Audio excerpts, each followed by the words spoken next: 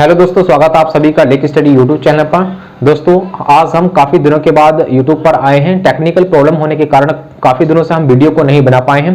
दोस्तों आज हम वीडियो को लेके आए हैं जिसमें हम करने वाले हैं आज टॉपिक को कवर प्रॉफिट एंड लॉस में। मैं कुछ वीडियो को पहले बनाया था, आज कुछ वीडियो को हम क्वेश्चंस को यहाँ पर लेके आए हैं बेहतर सॉल्यूशन के साथ। और मैं आशा करूंगा यदि आप शुरू से और लास्ट तक पूरी वीडियो को देखते हैं तो आप प्रॉफिट एंड लॉस का क्वेश्चंस की अप्रोच को समझेंगे और क्वेश्चंस को धुआं करने वाले हैं। तो दोस्तों आइए चलते हैं, शुरू से और लास्ट तक वीडियो में बने रहें। यदि क्वेश्चंस का सॉल्यूशन आपको समझ में आए तो वीडियो को लाइक करना और कमेंट्स देकर रिप्लाई जरूर दिया करते हैं दोस्तों कि आपको क्वेश्चंस का सॉल्यूशन कैसा लगा है। ठीक है, आइए चलते हैं। क्वेश्चंस में कुछ इस तरह से कहा गया है कि एक दुकानदार अपना सामान 20% लाभ पर बेचता है। यदि वह सामान को 10% अधिक पर खरीदता और 25% लाभ पर बेचता तो उसे रुपए 14 अधिक मिलते। सामान का क्रय मूल्य ज्ञात कीजिए। तो दोस्तों यहां से हमें क्या पूछा गया है, यहां पर हमसे पूछा कि सीपी क्या होगा, मतलब कॉस्ट प्राइस क्रय मूल्य की वैल्यूज को हमें फाइंड कराने के लिए कहा है उसने। लेकिन हम इस क्वेश्चंस में अगर देखें, पूरे क्वेश्चंस में एक चीज यहां पर समझ में आएगी कि यहां पर कि जब आपको इस तरीके के कंडीशन का सवाल दिया हो, कुछ लेंथी सवाल हो, लेकिन आप अगर मेथड लॉन्ग मेथड लगाएंगे तो क्वेश्चंस को हो तो जाएगा लेकिन आपको टाइम ज्यादा लगेगा। लेकिन हमें यहाँ पर एग्जाम में करने के लिए क्वेश्चंस की अप्रोच को पकड़ना पड़ेगा, कम टाइम में क्वेश्चंस का सॉल्यूशन निकालें। जैसे आइए चलते हैं, अप्रोच को पकड़ते हैं और क्वेश्चंस इसका करने की कोशिश करते हैं। तो इसमें कहा है कि अपना सामान 20% लाभ पर बेचता, तो इसका मतलब अगर 20% प्रॉफिट पर उसको बेचता है तो उसने खरीदा कितने पर होगा। जब इसमें ऐसी चीज दी हो तो हम क्या कर लेते हैं दोस्तों कि ऐसी कंडीशन जब उसमें कॉस्ट प्राइस नहीं दिया हो और परसेंट की यहाँ पर वैल्यू की बात कर रहा हो तो हम ऐसे में कॉस्ट प्राइस को ले लेते हैं। जैसे हमने यहाँ पर लिया कि 10 में पहले खरीदा था वो और 100 में खरीदा तो उसने 120% हो, मतलब 120 हो जाएगा क्योंकि यहाँ पर 10% का क्या कर रहा है उसने प्रॉफिट लिया है। 10% क्या करा इसने प्रॉफिट लिया, जब 10% प्रॉफिट करा तो 120 का बन गया। आगे उसने कहा है कि यदि वह सामान को 10% अधिक पर खरीदता, मतलब इसको 100 में ना खरीद के 10% ज्यादा में खरीदता तो ये कितने में बेची जाती, ये बात उसने कही है। तो यहाँ पर हम देखेंगे अगर 100 का 10% निकालें तो 100 का 10% कितना होगा, 100 का 10% 10 ही होगा और 10% आप जब इसमें ऐड करेंगे तो कितना मतलब 110। बात समझ पा रहे हैं आप मेरी कि 10% अधिक पर खरीदता, पहले 100 में खरीद रहा, यदि 10% अधिक पर खरीदेगा तो 10% 100 का कितना होगा 10 होगा। मैं समझा देता हूं, आपको समझ में बात आएगी कि 100 का 10% जब आप निकालेंगे तो कितना आ जाएगा, यहां से भी 2 जीरो से जीरो कैंसिल आउट, यहां पर 10 पर आ जाएगा, मतलब 10 का फायदा लेके खरीदेगा उसको तो 100 में आप 10 ऐड कर लेंगे तो 110 बन जाएगा। मैं जो बात समझाना चाह रहा हूं आप मेरी बात को समझ पा रहे होंगे।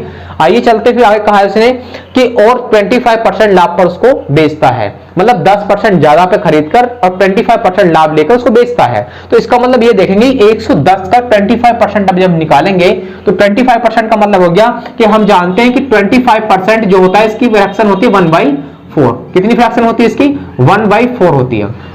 ठीक है, 1/4 फ्रैक्शन होती है। आप 4 से इसको डिवाइड कर लेंगे तो कितना आ जाएगा, यहां से 20 कितना आ जाएगा यहाँ पर दोस्तों, ये जाएगा 27.5। 27.5 हम क्या कर लेंगे इसमें ऐड कर लेंगे तो ये बन जाएगा 137.5। कितना बना 137.5 बन जाएगा। पहले उसको 100 में खरीदा, 120 में बेचा उसने और 110 में फिर खरीदता है उसको और 137.5 में बेच देता है। तो ये कह रहा है उसको कि तो उसे रुपए 14 अधिक मिले। 14 रुपए क्या मिले भाई, इसको अधिक मिले हैं। ये 14 रुपए अधिक मिले, किसके कारण मिले, इसमें देखो डिफरेंस कितने का है। तो यहां पर डिफरेंस हम देखेंगे 17.5 पॉइंट, मतलब यहां पर 17.5 17.5% जो है वो उसके कारण 14 रुपए उसको अधिक मिले हैं। ठीक है, हमें कॉस्ट प्राइस निकालना है तो दोस्तों एक यूनिट अगर हम यहां से निकालें तो ये इसके बटे में पहुंचेगा, 14 बटा कितना हो जाएगा 17.5 क्या हो जाएगा। हमें कॉस्ट प्राइस पूछा है, क्रय मूल्य कितना होगा 100 होता है, 100 पे होता है, 100% पे होता है, ये 1% आ रहा है यहाँ पर। तो 100 पर जब हम देखेंगे इसको तो बच्चों यहां से कितना हो जाएगा, इसको हम क्या कर लेते हैं 100 कर लेते हैं और 100 से मल्टीप्लाई इधर कर लेते हैं। जब 100 से मल्टीप्लाई इधर करा तो 100 से इधर करेंगे, इसको कैंसिल आउट कर लेंगे और 25 चौका 100 हो जाएगा और 25 सत्ते 175 और 7 से कैंसिल आउट करेंगे 2 बार। आप जानते हैं कि जो यहाँ पर 100 यूनिट बनेगा वो कितना हो जाएगा 80, कितना हो जाएगा 80 के हो जाएगा। ठीक है भाई, आप 40 की गुणा कर लेंगे कितने 2 से, तो कितना हो जाएगा 80।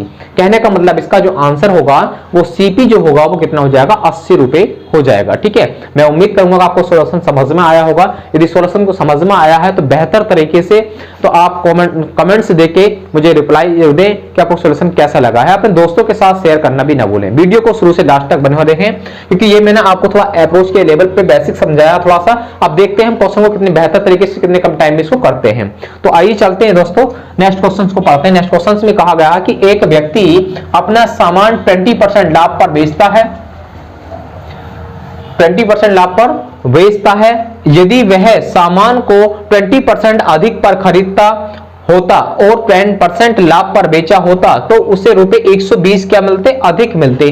तो सामान का क्रय मूल्य ज्ञात कीजिए। दोस्तों यहां पर सामान का क्रय मूल्य हमसे पूछा गया है, तो एक बात आप समझ के चले यहां थोड़ी सी बात कि वो उसने 100 में अगर कोई वस्तु खरीदी तो बेची कितने में थी, 20% लाभ लेके 120 में बेची थी।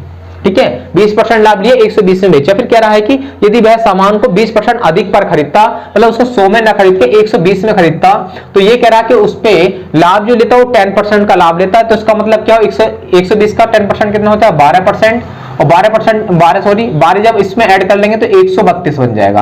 आप इसमें देखिए कितने का डिफरेंस बना हुआ यहाँ पर 12 का बना। अब ये कह रहा है कि इस 12 के कारण क्या हुआ है, यहाँ पर उसे 120 रुपए क्या मिल रहे हैं, अधिक मिल रहे हैं। भाई 12 यूनिट जो है वो 120 के इक्वल है, तो आप एक से कैंसिल कर लेंगे 10 बार, तो एक यूनिट जो बना वो एक यूनिट किसके इक्वल हो गया, 10 के।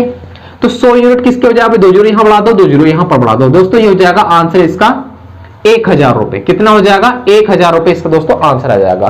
बहुत बेहतर तरीके से अप्रोच के अकॉर्डिंग आप इसको समझ पा रहे होंगे।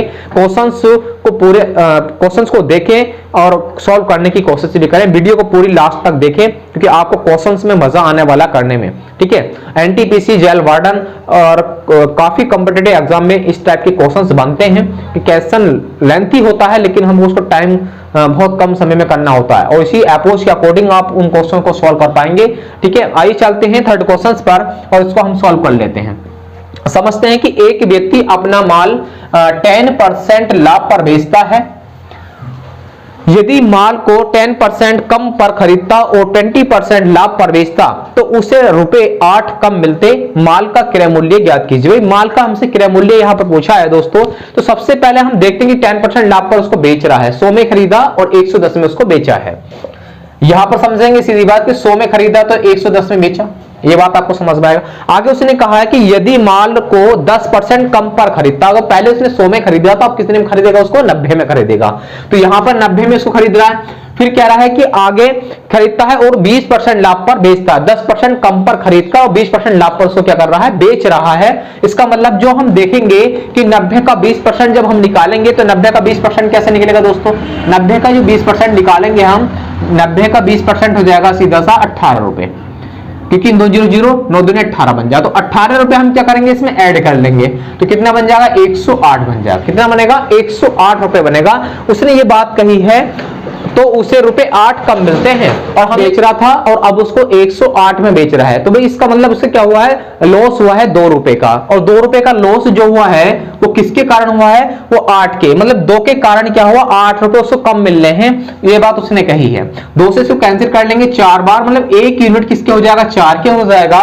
तो 100 यूनिट किसके हो जाएगा दोस्तों, 400 रुपए के हो जाएगा। 400 रुपए क्या हो जाएगा, उसका आंसर हो जाएगा, क्रय मूल्य हो जाएगा। दोस्तों मैं समझूंगा कि आप बेहतर तरीके से मेरी बात को समझ पाए होंगे। क्वेश्चंस का सॉल्यूशन आपके समझ में आया होगा। यदि समझ में आया है तो नीचे कमेंट्स बॉक्स में रिप्लाई दें कि क्वेश्चंस कैसा लगा है, और वीडियो को लाइक करना, अपने दोस्तों के साथ शेयर करना बिल्कुल ना भूलें। और 2 पंक्तियों के साथ मैं आप लोगों से विदा चाहूंगा कि ताश के पत्तों से कभी ताजमहल नहीं बनता, ताश के पत्तों से कभी ताजमहल नहीं बनता, और नदी को रोकने से कभी समुद्र नहीं बनता। लड़ते रहो हर पल जिंदगी से मेरे दोस्त, एक जीत से कोई सिकंदर नहीं बनता, क्योंकि एक ही जीत से कोई सिकंदर नहीं बनता। इसी के साथ मैं आप लोगों से विदा चाहूंगा। जय हिंद।